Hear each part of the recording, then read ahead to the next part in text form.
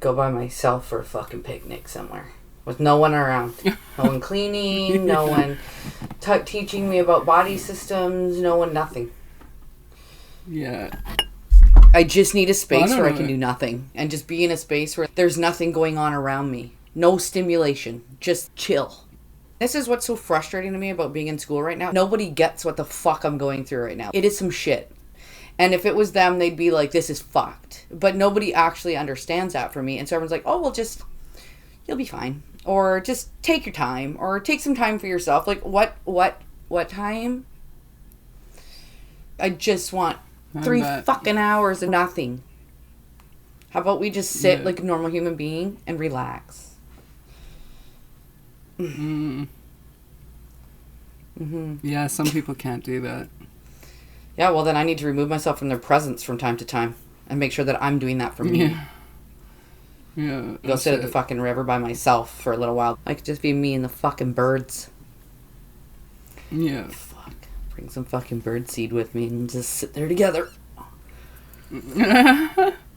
Living with your adult children is very difficult. Mm-hmm. Yeah. Having children in general is difficult. You know, after every Wednesday's class, I fucking spiral into this crazy world. I don't even know how to explain it, but just you don't want to be around me. I struggle with Colton and the frustration with this new trying to find independence thing. First of all, when he was actively dying, that's a grieving process. There's like a process to it. You're mad, you're so angry, and then you're accepting, and then you're sad. The order's different for everybody. You're all over the place. You get to that point where you're at acceptance, and you're finally at peace with it. And even though you're disgusted, and you're still just beside yourself at the same time. In our case, it was like, he's not supposed to go before me. This isn't how it works. But at that point, even he was like, I'm done. You know? So, most people will grieve something like that for a long time. Those feelings. And then, all of a sudden, we get the call. Thank God. He's O positive. He's small. The odds were stacked against him. We're almost starting that grieving period all over again. Except it's a little different. Is he going to survive this surgery? And then the thought that somebody else had to die for him to get this, and how their family must be feeling right now. You're feeling all of this on a deep, deep level. We had a huge support system on social media. Friends from all over that were able to communicate without actually having to be on the phone. I don't know what I would have done without it. Me posting was my outlet. That was like I was talking to my friend without being able to be on the phone with somebody, because clearly I couldn't be on the phone.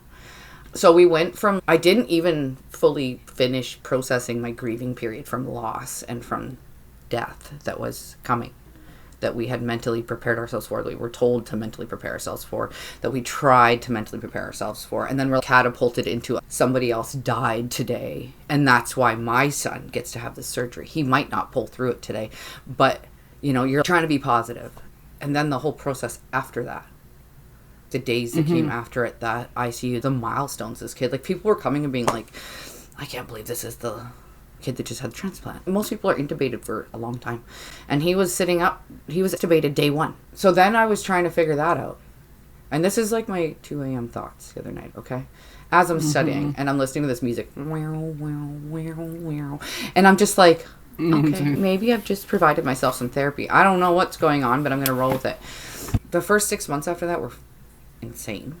Learning how the meds affect his body, watching him and being like, my God, is it going to be like this forever? Of course, it's better than what it could have been, but quality of life wasn't looking too good for a while there. But bottom line, he can breathe.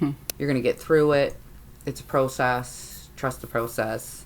Within a year, he'll be settled down. Okay, great. Now we're at a stage where he's an adult, but he was also sick for 25 years. So I only knew my son in that state. That's his identity to me is that person. That was dependent on me. We had routines. We had tube feeds. We had meds. We had restrictions. We had oxygen. It was massive. So we went from not processing the dying thing to barely processing the living thing. And then into this world now where the person that I knew no longer exists. So these are my afterthoughts yesterday driving to school about my 2 a.m. thoughts. And I was like, this makes sense now, because the person I knew they don't exist anymore. That person is no longer that person. Yeah. How a person's supposed to deal with that, I'm not sure. But, like, now he's trying to do all these things that adult kids do. And it's like, no, sir. No. Don't do that. So I get so mad at him, and I'm like, what are you doing? Who are you? Are you on drugs? What's happening? If, to me, that person that I knew no longer exists, imagine how he feels. Yeah. He doesn't know how to navigate this new him either, probably. Probably. Nobody can understand what you went through as a parent, but unless they've gone through it themselves. Which I am lucky to have a few of those people in my corner that have. And it's sad, but it is nice to know that they know, you know. Nobody can understand what he's been through himself, mentally and physically. He wasn't able to be him. He was just restricted. He wasn't to oxygen. He was tethered. Yeah, he didn't get to experience a proper life before this. Chronologically, he is 26. According to life experience, he's more like 17, 18. Yeah. You know, because that's all that he's got to experience. For sure. But what I came to the conclusion with yesterday, myself, and I came to this conclusion that until I can figure out how to process my shit, and I don't even know how, I think that's like some serious time needs to be invested, and I don't have that time at this current moment. Until I can sort out my feelings and how to best deal with that first, I'm not going to be as good as I can be to help him sort his out. Yeah. Like, if I'm not good, I'm not good for anybody else either, you know. If you're keeping your trauma inside and you're not talking to another person about the feelings that you have or had, then you're not dealing with them. Yeah, it's going to eat you alive. And, like, he doesn't understand my aspect of it. To him, that life was normal. I've had anxiety since he was born. Like, on the constant. As a parent, seeing that, like, maybe one day he'll have kids of his own, and then he might be like, I can't imagine this happening to my child. Because nobody understands until they're in that situation themselves what it does to your heart, you know? But he doesn't understand that. So it's not that he disregards it, but sometimes I feel that I've sacrificed a lot, and you're just not respecting that. You know what I mean? This too shall pass, but... He doesn't understand what you've gone through and what you're still going through because of that, and you don't understand what he's gone through and what he's still going through because of that. Yeah, you know, from like, his perspective. It works. Yeah, you guys both have different perspectives. There's so much to process that didn't get to process. And everyone's like, well, he didn't die, so there's really nothing left to process. And I'm like, no, he was dying. That fear and that anxiety and those feelings didn't go away just because he lived.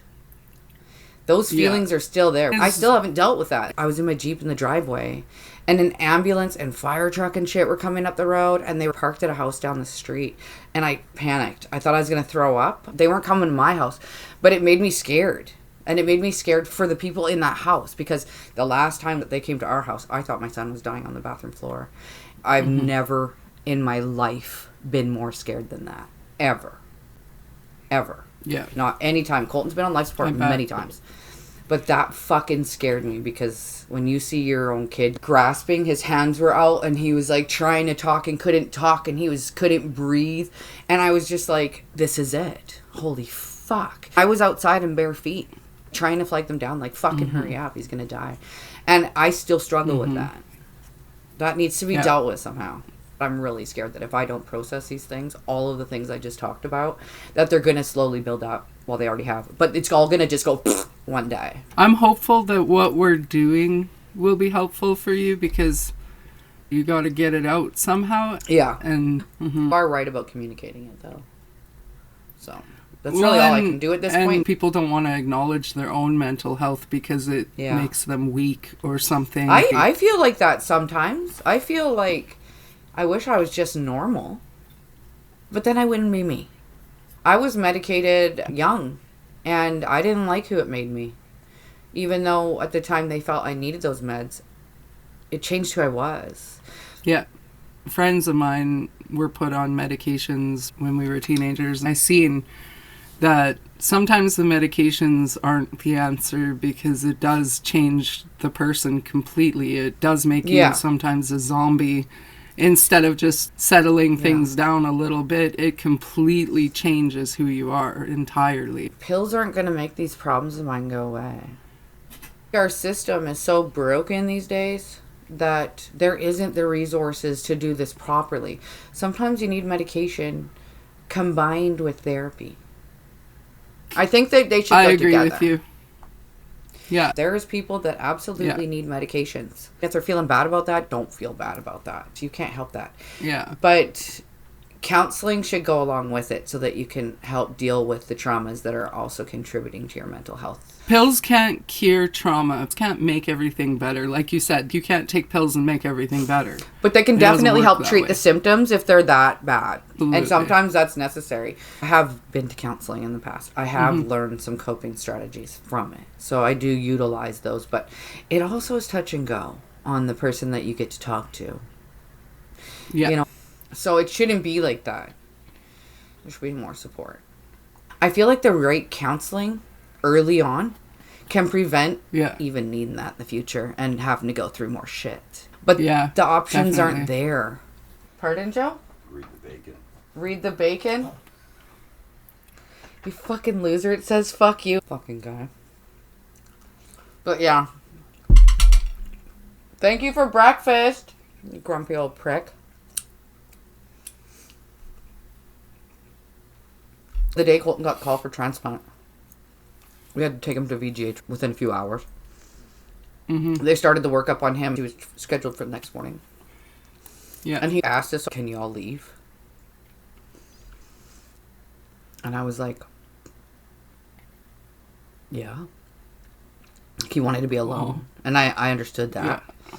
But at the same time, I wanted to just sleep beside him all night because we didn't know what would happen the next day. Yeah. But I also wanted to give him that respect. And you know what he asked for?